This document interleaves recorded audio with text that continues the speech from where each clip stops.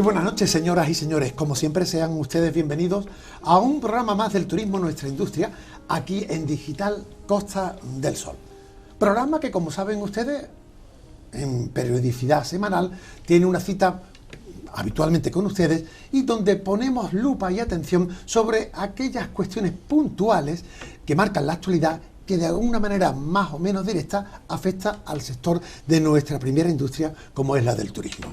¿Y qué decirles si cuando hablamos de cuestiones que afecten a la vida en general y en el caso del turismo, qué decirles sobre el tema de la sequía? Reina la preocupación en todos los ámbitos sociales por las circunstancias en las cuales nos encontramos, circunstancias que son cíclicas, pero que cada cierto tiempo, pese a que sean cíclicas y luego llueva o no llueva, van agravándose esas circunstancias. ¿Por qué? Pues porque cada vez hay más consumo de agua, pero al mismo tiempo cada vez hay menos agua. Una especie como de círculo o situación perversa. Pues para ponerles un poco de conocimientos a modo divulgativo sobre la estrecha vinculación entre la sequía y el turismo y la sequía, hoy vamos a hacer un programa lo más divulgativo posible con dos personas que tienen mucho que decir por su experiencia académica y política en el sector, en el mundo del agua. Por un lado, yo les quiero presentar a Antonio Rodríguez Leal, que, bueno, vecino de la Costa del Sol y con una trayectoria en la gestión política y en responsabilidades de instituciones relacionadas con el sector de agua que sería larga de enunciar. Por decirle algo, presidente de la Confederación Hidrográfica del Sur, cosa que ya hoy no existe, y también presidente de la asociación, de la Sociedad Estatal de Agua de la Cuenca del Sur, y otras muchas responsabilidades públicas en la gestión, en las políticas de agua en el sur, en Málaga.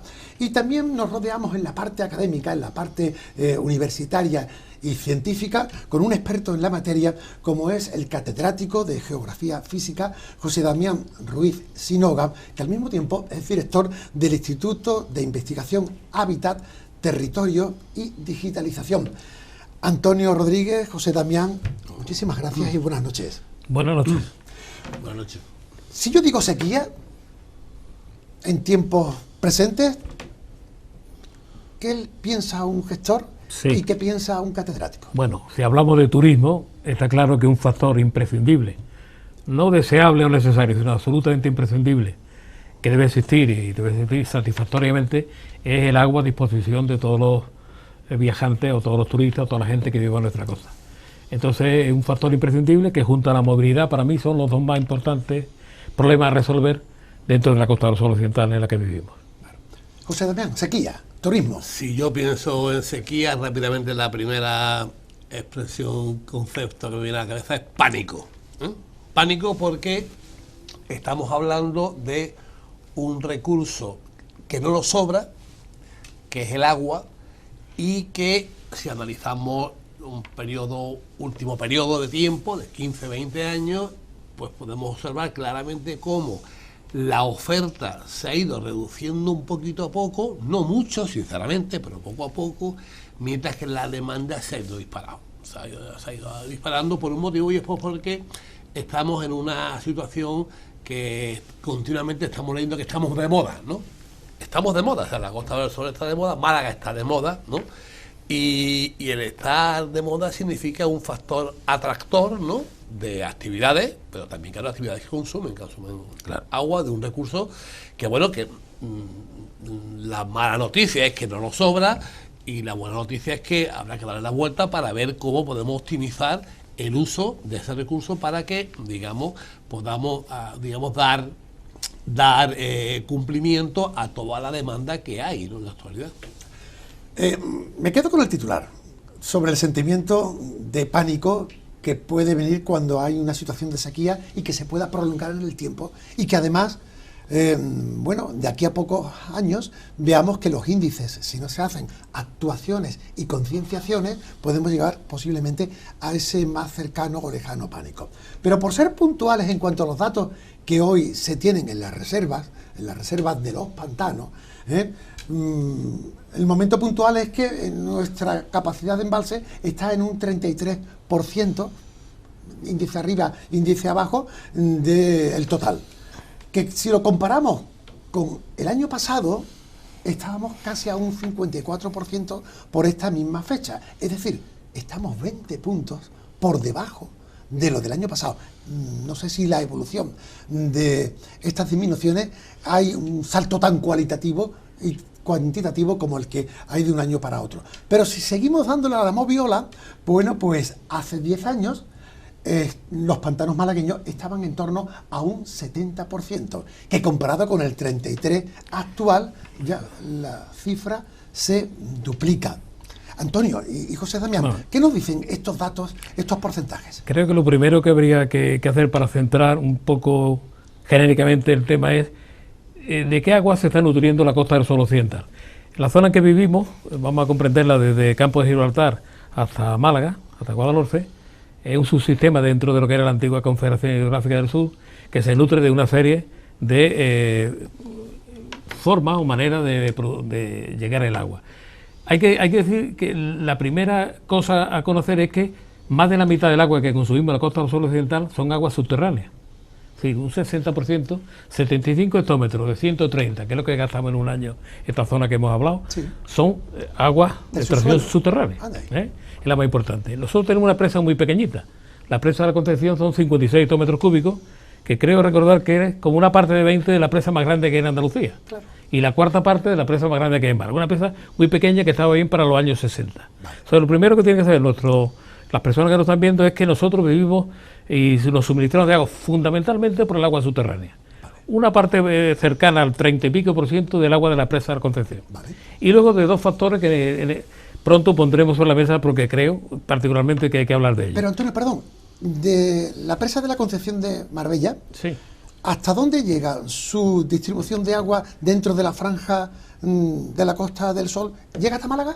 Ha llegado en ciertas ocasiones hasta Málaga. En el momento que hubo una sequía fuerte, hubo un momento en que traíamos agua desde la Viñuela hasta esta zona porque se dio la circunstancia, la última sequía que padecimos en los años 2005-2006, que el pantano de Viñuela anecdóticamente estaba muy lleno, cosa que no va a volver a pasar probablemente en la historia porque es una zona donde no va a haber suficiente aporte de agua para que esa presa tan grande pueda estar ni medianamente llena. Vale.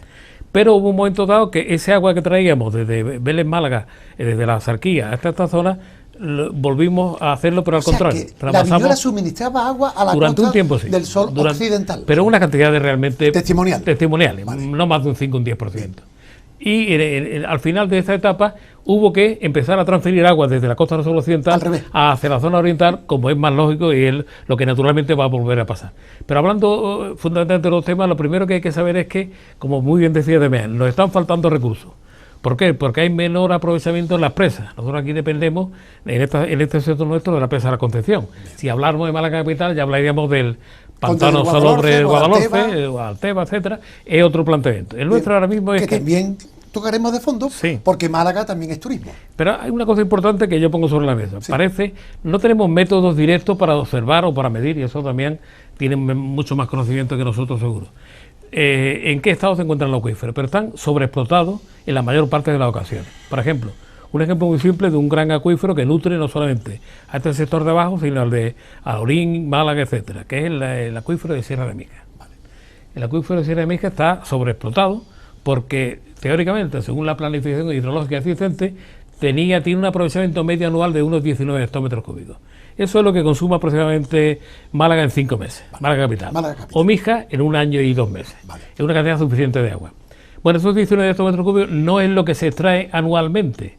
Se extraen 29 por una parte y 8 por 37 hectómetros cúbicos. Prácticamente el doble. Claro. Con lo cual, pese a que no existe todavía contaminación, que es otro gran problema de las aguas subterráneas, por el tema de la agricultura, los nitratos, los nitritos, mejor dicho, etcétera, sí hay un problema de cuantificación cada vez menos. Es decir, claro, si nosotros dependemos de los acuíferos fundamentalmente, y los acuíferos están bajando firmemente, significa que tenemos ya un problema grave ahí, ¿vale? Al final, este es un sistema en el que vivimos, desde la zona de Campo de Gibraltar hasta la linda con Málaga. Le faltan al año unos 26, 27 hectómetros cúbicos para tener un equilibrio entre lo que sería una aportación media histórica de recursos a nuestro sistema y lo que consumimos. Vale. Agravándose el tema con que cada vez tenemos más visitantes, más turistas, más presión industrial, etcétera, etcétera. Con lo cual el problema Es decir, que las cuentas desde hace años no salen, no cuadran. Es que no lo podemos hacer trampa al solitario. Además, es que determinar la disponibilidad del recurso es, digamos, relativamente, Antonio ha dicho, es difícil cuantificar el agua subterránea efectivamente, pero cada vez se afina mucho más, ¿eh? Y es relativamente fácil, ¿no? Decir, bueno, esta es nuestra disponibilidad. Bien. Ahora, sea subterránea, sea superficial, sea regenerada, importantísimo ahora mismo, regenerada, hay que regenerar, claro. Porque es que de hecho se está potenciando ya, eso entramos más adelante, sistemas de regeneración a pequeña escala, es decir, no hace falta crear grandes especies, grandes estaciones de aprovechamiento de residuos urbanos enormes. A lo mejor lo que hay que crear es, vamos a determinar en cada bloque, cada edificio que se tenga su propia, por ejemplo, sistema de regeneración de agua. Vamos a la política de los aljibes. Claro, con los aljibes. Es decir, que a veces no estamos empeñados en inventar la rueda redonda todos los días, y si está inventada ya, ¿no? Desde el sistema de regeneración de agua que se está llevando a cabo hace tiempo, ¿no? Y por supuesto, también la desalación, ojo, no olvidemos la desalación que también hay. Es decir, ahora, todo eso constituye un marco que es el potencial máximo de agua que tenemos. Y ahora ahí, bueno, y que esto, con este agua que tenemos, es decir, ¿cuánto? 150, 200 hectómetros cúbicos, no lo sé. Antonio ha centrado muy bien el tema, porque claro, estamos en una emisión que es la Costa del Sol, ¿no? Pues entonces vamos a centrar en la Costa del Sol, donde hay un recurso que está claramente definido, que fundamentalmente es el turismo, con todas las sinergias que genera desde el punto de vista territorial, ¿eh? Bien, con eso, ¿de cuánta agua disponemos y por tanto cuál es la demanda que hay y cómo podemos satisfacerla? Punto pelota. No, yo creo que no hay más. Es decir, ahora, sin hacernos, insisto, vuelvo al principio, sin hacernos trampa al solitario. Pero claro, es que estamos hablando de algo que es biofísico, es decir, si llueve 1 litro y el suelo sabemos que es una estructura porosa, aunque en superficie queden 400 centilitros, se infiltran 600. El resto se infiltra y por tanto ahí está. No quiere decir que lo hemos perdido, no se ha perdido, está ahí. Está ahí y va a formar parte de lo que conocemos como nivel freático, acuífero, bla, bla, bla. Ya está. Eso está ahí. Claro. Y claro, lo que no podemos estar en el bucle continuamente trampeándonos, no, si es el agua que hay, afortunadamente. Ahora, que estos días que está lloviendo rápidamente, la pregunta desde el punto de vista de los medios de comunicación, yo os entiendo perfectamente, vuestros compañeros. Oye, los embalses, ¿qué tal? Es que estoy mirando y los embalses, no sé. Claro que no, pero por supuesto que no. Claro. Y ni lo va a ver, va a tardar tiempo, ni lo va a tardar días en que la concentración superficial llegue a... Los embalses son los últimos que se llenan. Efectivamente, van a ser los últimos que se van a enterar. Claro. Lo importante, y yo tiro al ritmo la agua a mi sardina, los suelos sí se están enterando. Yo tengo por aquí, instalada por aquí, por toda la provincia de Málaga y Almería, en distintos proyectos, una serie de sondas de humedad monitorizando suelos.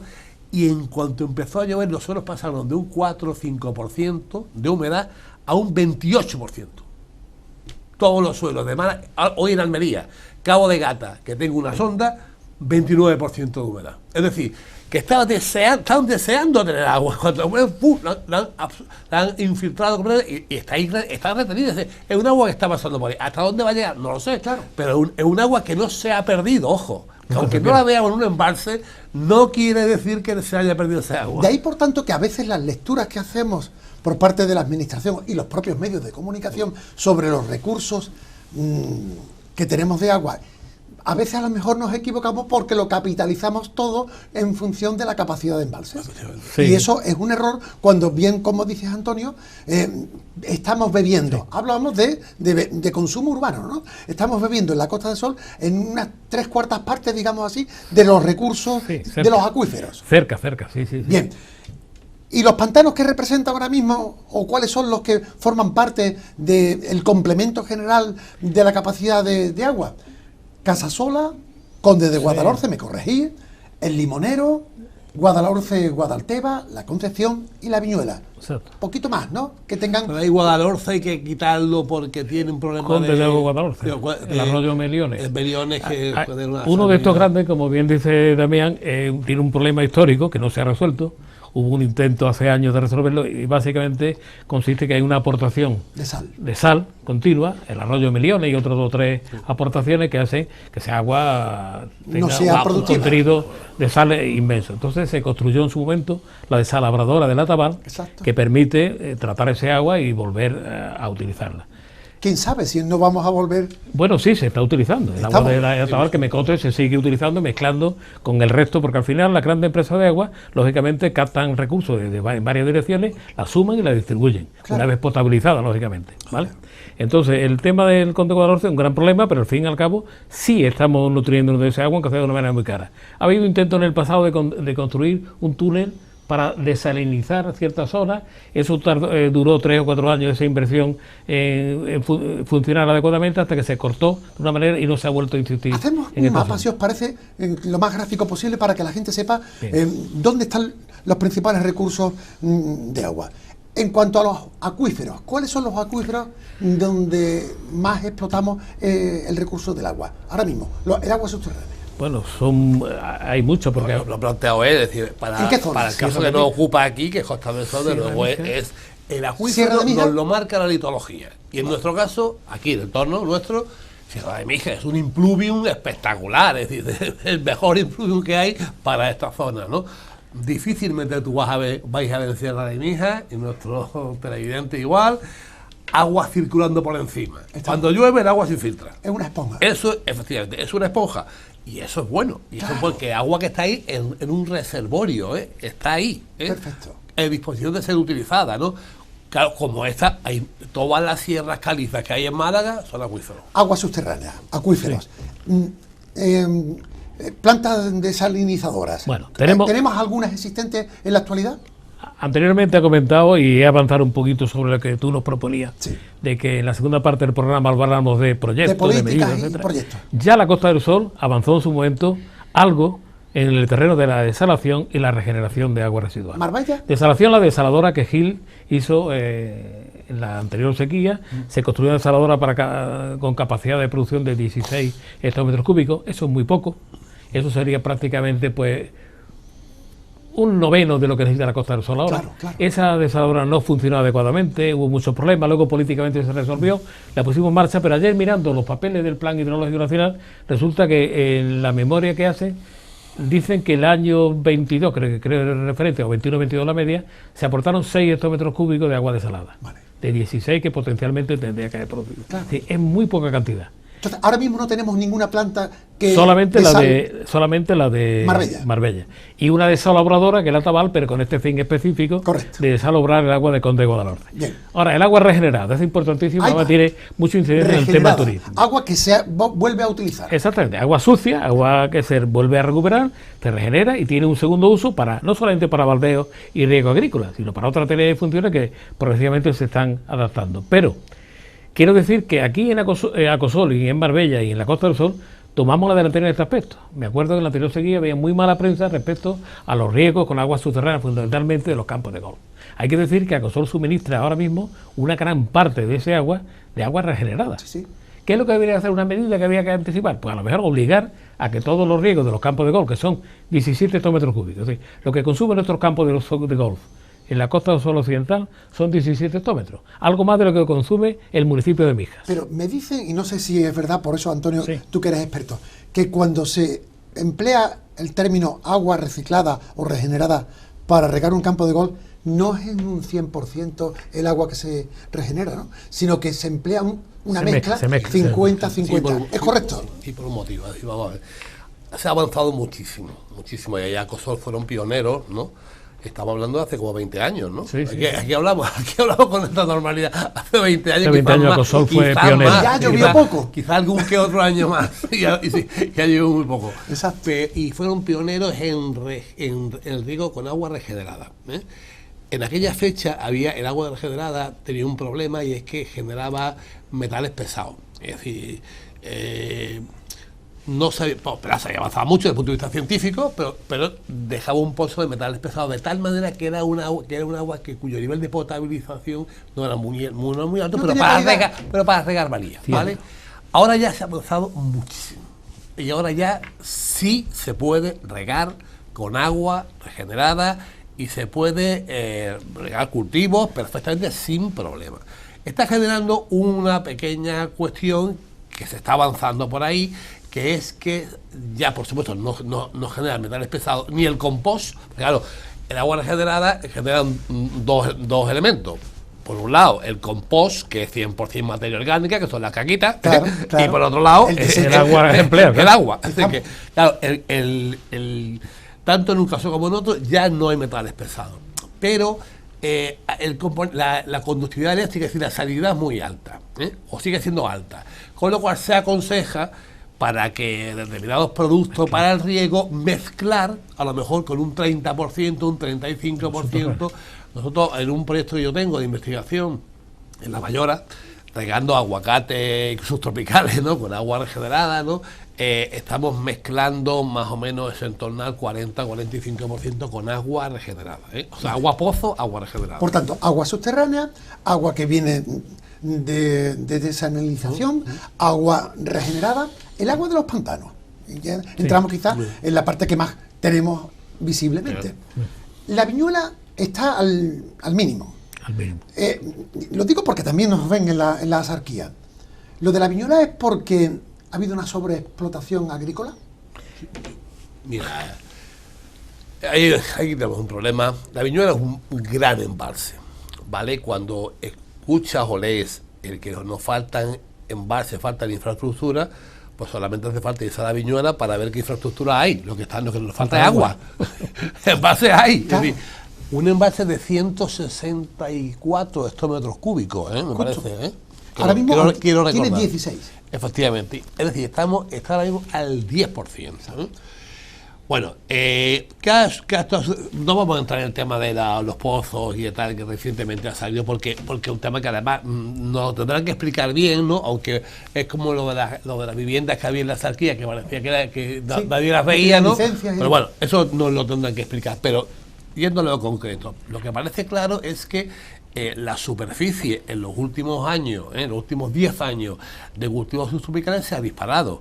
También es cierto que la superficie de las distintas zonas urbanas y urbanizaciones de toda una serie de municipios de la asarquía se ha disparado. Es decir, que la demanda se ha disparado cuando la oferta incluso se ha reducido. Exacto. Claro, ahí tengo un problema. Es decir, vamos a ver, como una familia en donde el cabeza de familia o la cabeza de familia sigue ganando, aporta todos los meses 2.000 euros.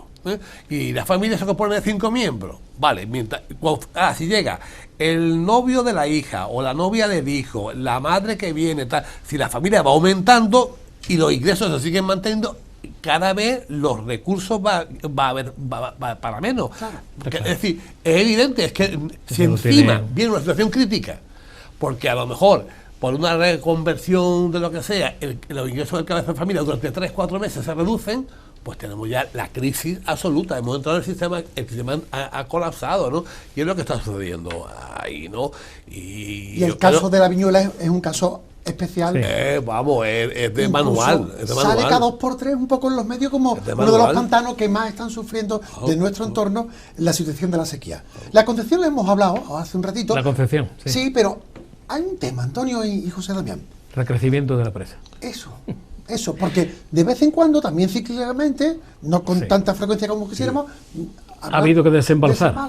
Agua que se va al mar. Que no se pierde al fin y al cabo, porque bueno, no se pierde para un uso más directo. El mar también necesita agua. Como ha dicho Antonio, es que la Concepción realmente es, por situarnos, es la cuarta parte de la viñuela, ¿no? Sí. Quiero recordar, más o menos, ¿no? Más o menos, sí. Más o menos la cuarta parte de la viñuela. ¿Y cuánto ha recrecido o cuánto volumen hemos perdido en no haber hecho un mantenimiento o recrecimiento o draga? No tengo ni idea. Fue una presa que se gestionó, se pensó, se ideó en los años 60, cuando la Costa del Sol era pequeñísima.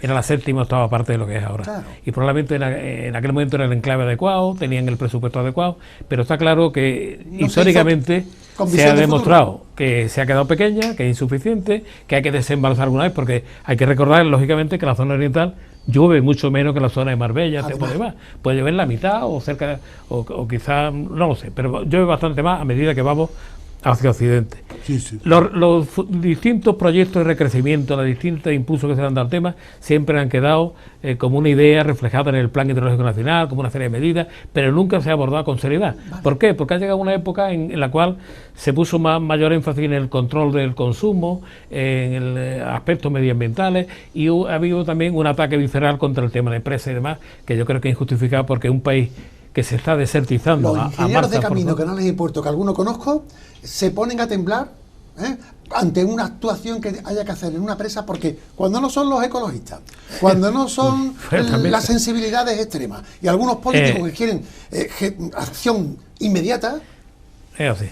tiran la toalla. Pero básicamente hay que decir que sí, que la Costa del Sol tenía que haber peleado por ese recrecimiento o alguna otra alternativa. Es decir, hubo un momento dado en la historia de esto que estamos hablando, de la gestión de los recursos en la costa, que se apostó fuertemente por la desalación, entendiendo que la desaladora de Marbella era pequeña y funcionaba solo a medias. Claro. Con lo cual se tuvo, además Damián es testigo de que esta información es fiable, se tuvo la oportunidad de construir una desaladora en Mijas en los primeros años del siglo XXI. Tuvimos hasta una financiación asegurada por parte de la Unión Europea del 85%.